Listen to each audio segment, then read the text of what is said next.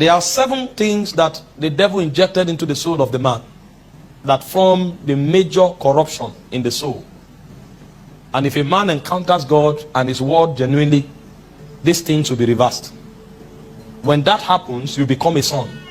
I can't teach it now, but I will mention it so that you will draw them as red flags and you will know how to avoid them. Number 1 is distraction. When a man does not have gravity in his spirit, anything can get his attention. And the first thing intimacy will do for you is to severe distraction from your soul. You see, when you find a child, he can't even focus on anything for 5 seconds. He doesn't know what he wants to do. He sees a football, he's running. He sees light, he's running. He sees phone. So many have not come into God. They are not gathered into his presence enough to shave off the elements of distraction. And so when you allow distraction enter your soul, that's why the devil got a room into the garden in the first place. Adam was not keeping the gate, and the devil sneaked in and deceived the woman, and everybody fell. What was he doing? When God put him in the garden, God kept him there to guard it and to keep it. Where was he? He was distracted, doing things that don't concern his ordination. When a man truly will grow and be usable in the hand of God, that man will fight distraction, and anytime you see him, he will be about his ordination. The parable was told in 1 Kings 20 verse 40.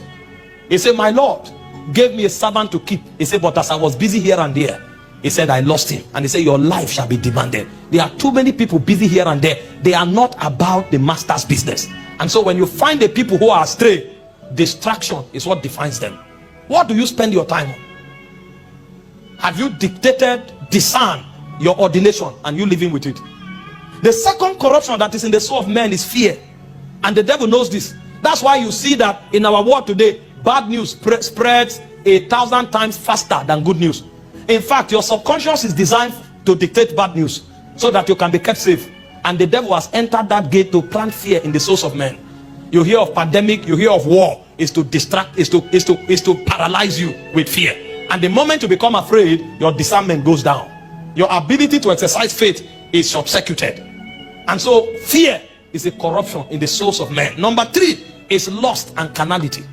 When a man becomes carnal and lustful, he can no longer receive the things God has made available. He said, the carnal man, the natural man, receiveth not the things of the Spirit of God, neither can he know them. So he becomes blinded. He can no longer pick the vibrations of God. And because he's blinded, he can't participate in the commonwealth of Israel. Neither can he be part of God's army.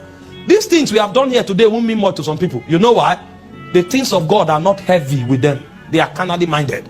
And he said to be carnally minded is dead. So they are dead men walking.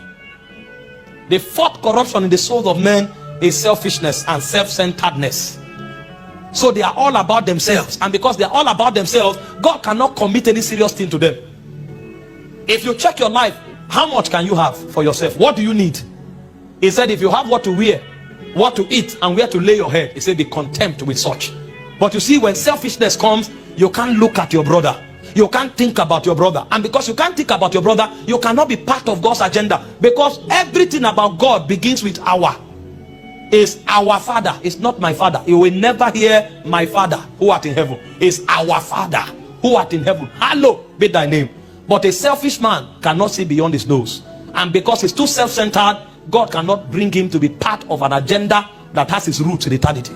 And so the devil knows, so he plants selfishness in the souls of men. The principle of the word is that get all you can and can all you get. It is me and myself, and that's where it stops. But that's not God's agenda.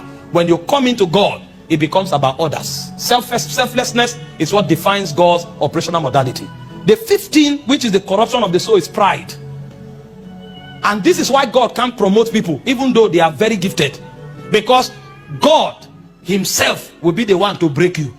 He said he exalts the humble, but he abhors the proud.